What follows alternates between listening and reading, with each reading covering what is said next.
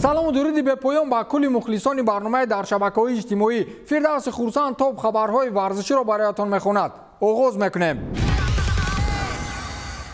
баскетбол албатта кори онҳое аст ки қомати баланд доранд. инро шумо аллакай медонед ва муҳим нест ки шарҳ диҳем. хулас як нафар духтараки 14-солаи хитоӣ ҳоло бигӯем ба танҳоӣ дастаашро пеш мебарад ва кафолати чемпионшавии он даста низ ба таври 100% дода мешавад, хато намекунем. ва ин ҳам муваффақияти даставию инфиродии духтарак бо шарофати қомати баланд доштанаш аст.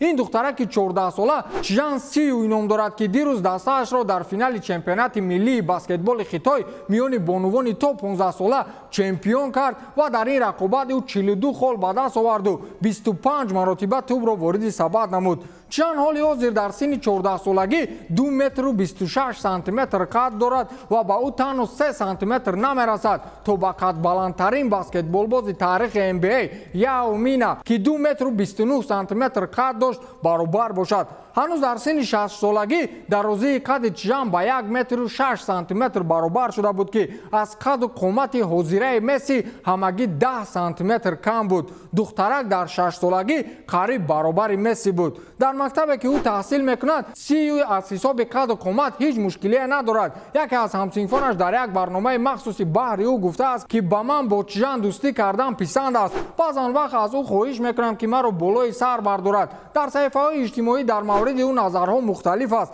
масалан ситораи баскетболи Хитой Семи Дженкинс бар он назар аст ки мо маҳорату қади баланди духтаракро мавриди таҳсину офарин қарор медиҳем, вале як бор нагуфтем ки оё ӯ ягон мушкилии биологӣ дорад ки қадаш ин қадар баланд шуда истодааст. нафарони дигарро чизи дигар нигарон мекунад. онҳо мегӯянд ки дар миёни лигаи хоккеи бонувони ҳамсину соли Чжан бо шарофати қади баландаш ӯ ҳамеша дастаро чемпион мекунад ки ин як навъ ноадолатона ба назар мерасад. бигзор ӯ дар лигаи хоккеи калонсолон бозӣ намояд. хулас ҳар кас дар мавриди ӯ ҳар хел андеша дорад. ман ин девона фикри нафареро дорам ки шавҳари ӯ мешавад.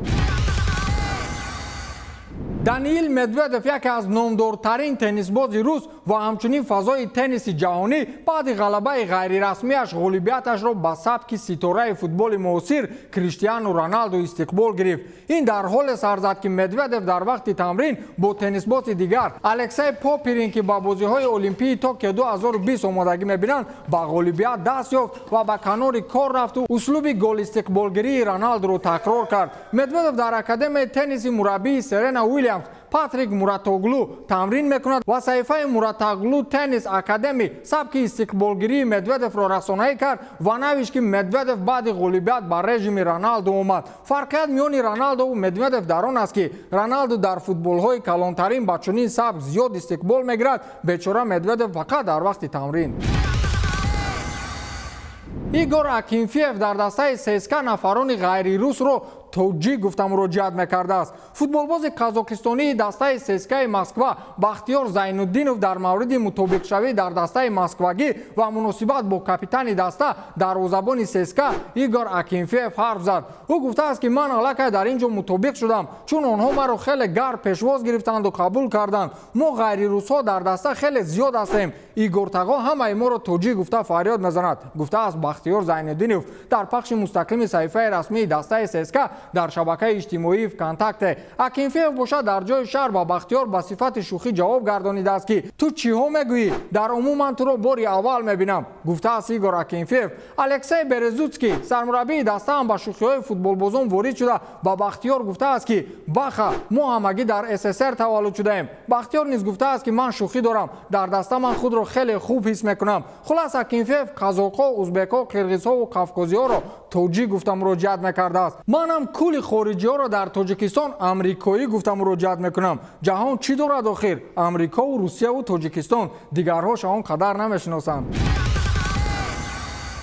як футболбози номуайяни Эвертонро барои дастдарозӣ ба номуси як кӯдаки ноболиғ ба шуъбаи ҳифзи ҳуқуқ бурданд. дастаи Эвертон номи футболбозро нанавиштааст, вале аз рӯи ба қавли нишонаҳо мо номи ин футболбозро муайян карда тавонистем. хулас сомонаи расмии дастаи Эвертон дирӯз навиштааст ки бошгоҳи Эвертон яке аз футболбозонашро то анҷоми таҳқиқотҳои судӣ аз ҳайати даста берун кардааст. бошгоҳ барои кӯмаки мақомотҳои давлатӣ ҳамаша омода аст, навиштааст сомонаи бошгоҳ. гуфта мешавад мешавад ки рӯзи 16 июл футболбозро ба шуъбаи ҳифзи ҳуқуқ бурданд ва ба ишораи аз хонаи ӯ баъзе ашёҳоро пайдо карданд ки ба ин ҷиноят рабт дорад. акнун бинед пинҳонкунии бошгоҳ то кай идома кард. маълум шудааст ки футболбози мазкур 31 сола аст, оиладор мебошад ва дар ҳайати мунтахаби кишвараш ҳамеша бозӣ мекунад. ба мо маълум аст ки дар миёни футболбозони Эвертон танҳо 2 нафар футболбозони 31 сола оиладоранд. инҳо Фабиан Делф ва Гилфи Сигурдсон ҳастанд. дар ҳайати мунтахаб танҳо Сигурдсон ҳамеша пироҳани мунтахаби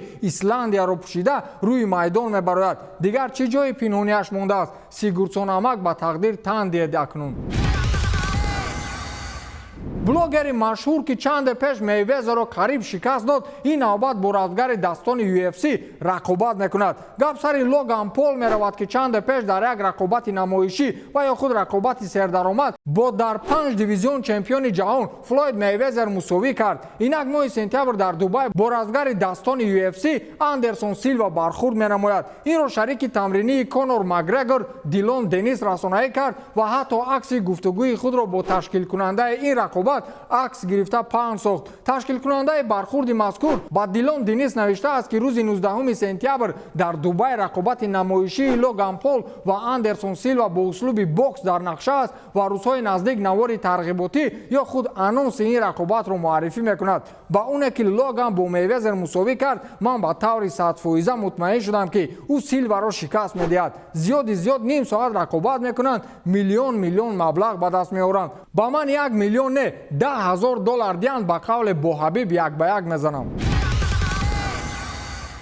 вақте аксарият корномаашон ба охир мерасад, албатта як ҷои кор ва як навъи даромад аз даст меравад. баъзе футболбозону варзишгарони машҳурро шумо аллакай медонед ки баъди хотимаи карьера муфлис ва ё қашшоқ шуданд. инро мегӯям ба 360 дараҷа тоб хӯрдани ҳаёт. ин навбат аз як шӯхӣ ба ҳамин мавзӯъ омехта ҳарф мезанем. дирӯз дар саҳифаҳои маҷозӣ аксе ворид гардид ки он ҷо собиқ чемпиони UFC дар вазни сабук миёни тӯдаи одамон дар метро ва он ҳам пои рост сафар дорад. вазни зиндагии Ҳабиб ба мову шумо маълум аст ки он қадар маблағе дорад ки мошинҳои ба қавли воҳима чӣ ки ҳатто қодир аст метро бихарад, аммо худ дар метро аст. ин аксро Ризвон Магомедов, менеҷери Ҳабиб Нурмагомедов, ба Твиттер ворид кард ва болои он навишт ки вақте карьераи худро хотима мебахшӣ. ин албатта як сӯ шӯхӣ бошад, сӯи дигар ба мавзӯи хотимасозии карьера ва баргашти навбатии Ҳабиб рабт дорад ки Дана Уайт ва дигар ташкилотҳои размӣ ба баргашти ӯ маблағҳои калони пулӣ ваъда медиҳанд.